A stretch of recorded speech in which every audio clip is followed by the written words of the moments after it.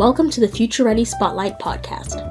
My name is Jackney Prioli, Director of Future Ready Massachusetts, with the Massachusetts Business Alliance for Education. On this episode of Future Ready Spotlight, we are joined by Brian King, Director of the Hasbro Summer Learning Initiative in Springfield, Massachusetts, where he helps community-based organizations and schools integrate literacy into their summer and after-school programming, the goal of which is to eliminate summer learning loss. Students develop their critical thinking, problem-solving, and creativity through engaging enrichment activities designed to provide quality learning experiences. Brian, thank you for taking the time to speak with us and joining us for our last podcast before summer break. Thank you, Jackie. It's an honor. All right. So before we discuss the Hasbro Summer Learning Initiative's work, can you talk a little bit about the notion of summer learning loss and what it actually means? Sure. So there's a growing amount of research and literature suggesting that a lot of the academic achievement gap between less affluent and more affluent people is attributable to their lack of access to opportunities in the summer, especially around learning ELA and math. So the idea is that through the year, less affluent and more affluent children will learn at the same rate, but during the summer, there's a slide back, more so for the less affluent and more affluent, so low-income kids. There's some people who suggest that 60% of the achievement gap is attributable to the summer. I think a great way to look at it is that school is designed to support academic development of kids, but it's also designed for a particular, has a cultural history to it. And I think that really the idea is that the more access kids have to learning environments, the better they're doing. And as soon as they don't have access to learning environments, they're sliding back. So it's actually true also for affluent kids. I think it's been shown that those kids who just hang around and play video games all summer are also having achievement gaps. So it's really about accessing opportunities to learn and to have opportunities to practice literacy, math, think, to explore new ideas, make new connections, have positive social relationships, and all of the different things that summer affords. So the history of it right now is that there's a lot of evidence to suggest that by giving kids better summer experiences and providing summer learning opportunities that give them chances to learn new things and go new places and have more structured environment, that you're going to stem summer learning loss and possibly even achieve summer learning gains. So HSLI is working to diminish or reverse learning loss in Springfield and Hampden County, correct? That's correct. And so how exactly do you do this? Well, so as a nonprofit, we raise money.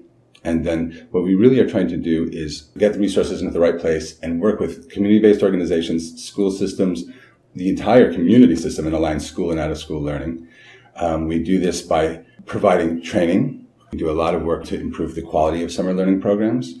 We do training around supporting the implementation of what we call thematic curriculum, a curriculum that gives a little bit more structure to summer programs. Like when I was a little guy, I would go to the rec program. I'd ride my bike there.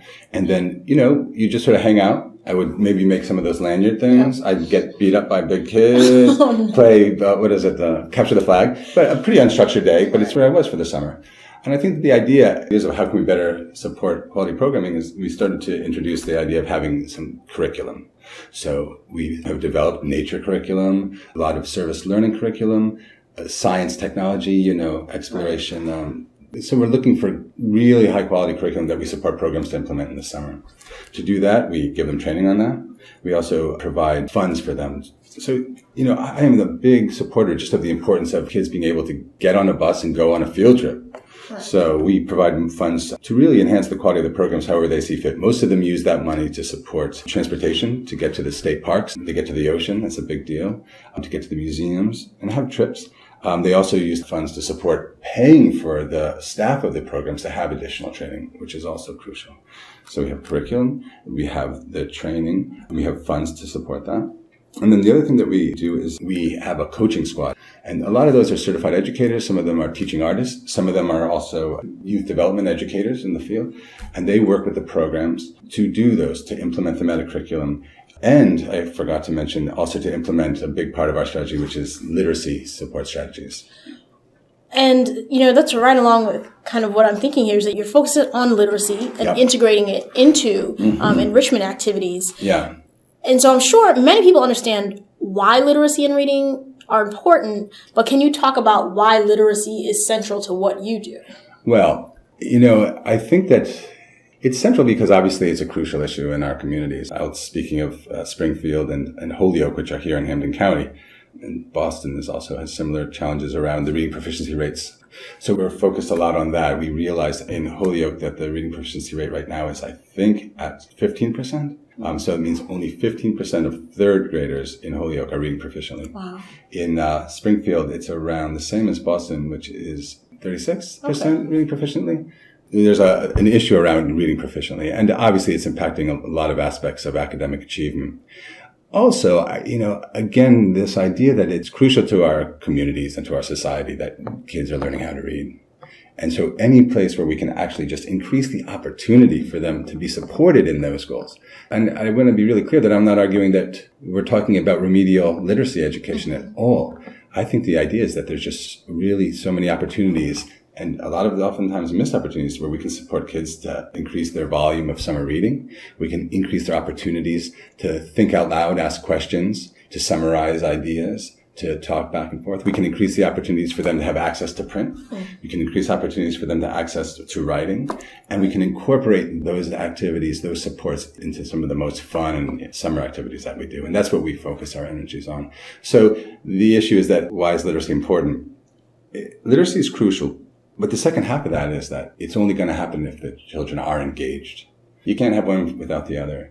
If we're going to focus on really creating these engaging learning environments for kids, obviously a big component of that would then leverage that to support their authentic and experiential use of literacy as well. Well, and right to my next question, you're really trying to engage students by combining the learning with the enrichment. And so not just having them sit in a classroom, but getting them to aim high academically through something that you mentioned earlier, experiential learning and activities outside of the classroom. So to that idea, I think that a lot of summer programs, they see themselves as supporting low-income youth by providing a literacy block, a math block, and then enrichment. Enrichment becomes the prize at the end, right?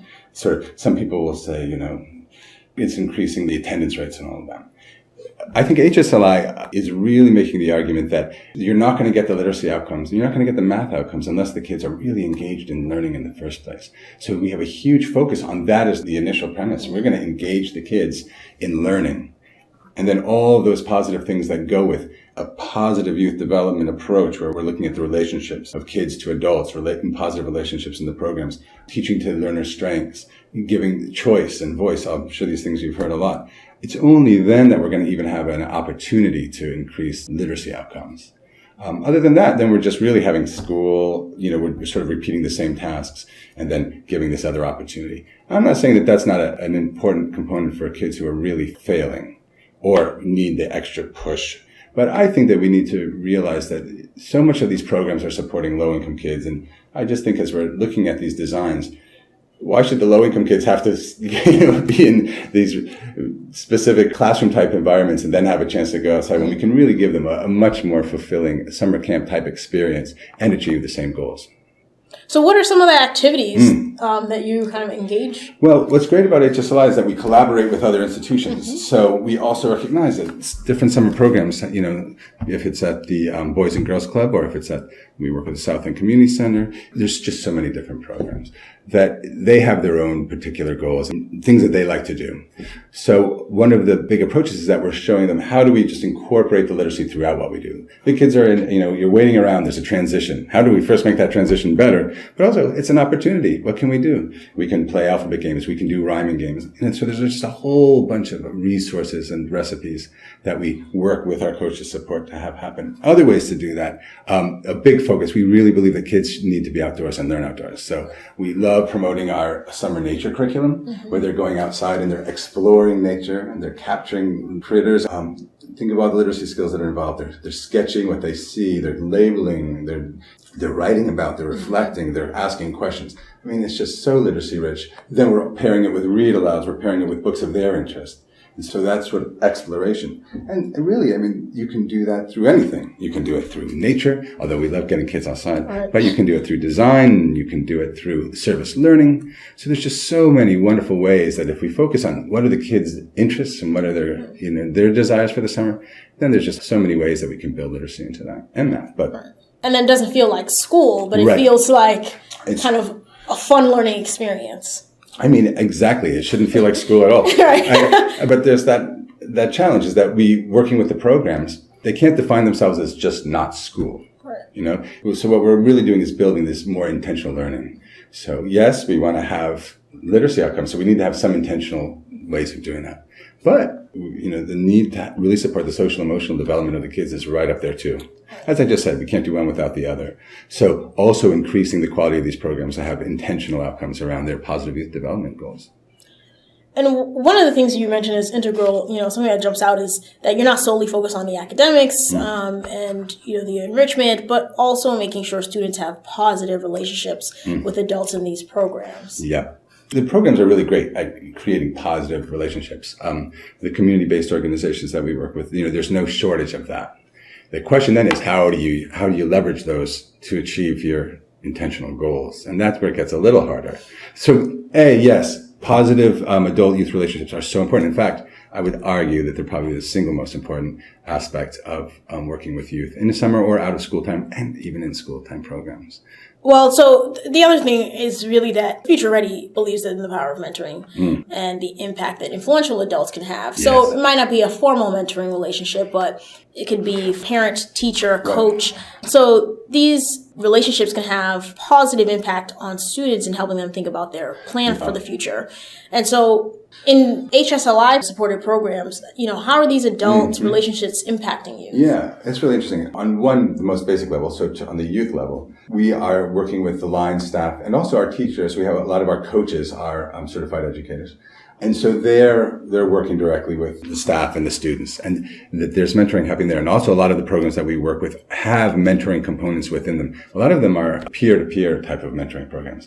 So for example, one program, the older youth will work with the younger youth. But to do that, they're using the HSI curriculum and so all of our strategies. So we're working with that population to work with the younger ones. So sort of building those mentor and teaching skills. Also, I'm realizing more and more that a lot of the youth development workers who are working in programs in the summer are also very interested in education. So we're seeing opportunities where our coaches who are certified educators are working with younger future teachers to implement curriculum, to work on creating these learning environments. So there's also mentoring in that way as well. And then I guess in the broadest sense as well, the whole idea of also HSSL does is bring everybody together. So that there's also we're peer-to-peer mentoring, that there's opportunities for one program to be talking with another program, learn from another program. And I love how you're building on this by having some of the youth kind of be the mentors for some of the younger students. And I think, it really speaks to our young people have so much potential and skill. And, it's great that you're giving them this kind of opportunity, which is really, right, hands-on. It is. We did this wonderful, this year we had a youth summit where it was a whole group of youth workers who were actually out of Holyoke Community College's STEP program. And they asked, can we put on a training for the youth? And that would be great. And so I really had to just let them go and do that. And I was scared to death. But it was a great lesson because they came out with such a high quality and so thoughtful and interesting and different and effective training where they brought youth together to think about what does it mean to work with younger kids? What does it mean to have proper relationships? All the things that are important around mentoring. What does it mean to be an educator? And what are the stresses on them? And how hard is it? It gave me so much empathy for what program staff have to do in the summer. You think about a summer program, we think, all right, all of a sudden there's a summer program at the Y or at the community center or at Parks and Rec. Right. But then all of a sudden you have a group of staff, most of them, are working just after school, but all of a sudden you have kids all day long, all summer. So you can just start to imagine this type of support that they need and, also to reflect and have time for that. In terms of some of the influential adults, in terms of engaging students this summer, what kind of advice do you have for them? What kind of activities would you recommend? Obviously, the most important thing as a mentor to a younger person, and the greatest challenge is obviously to establish that effective relationship. I truly believe that we can figure out ways to do that. I've been working with 2 professors from Springfield College, and they've taught me so much. One of the things they've taught me is that looking at that youth-adult relationship, it's about having empathy for the mentee, and then also having high positive expectations, and then an advocacy. So I think that's great advice And with that, with that empathy, really understanding where is this child coming from, what interests them, and how do you build on that child's interests and strengths. Often as adults, we come in with our agenda, and poor kids have to suffer through that. So thinking about, the summer, how can adults help students kind of aim high and throughout the summer months in order to diminish the effects of summer learning loss? Well, I think first what adults can do is just through your help and what we're doing is really advocate for the importance of the summer learning program. So summer programming, summer camp, anything, sports programs, all of it really has positive impacts on youth. So having them connect with these programs, giving them some structure in their summer, I think that the kids really thrive on that. So that's one thing, is getting them into the programs. Another thing is obviously really recognizing the importance of them and having the kids. It's not, when these programs are planned and all this, that they can get their children to the programs. That's important as well.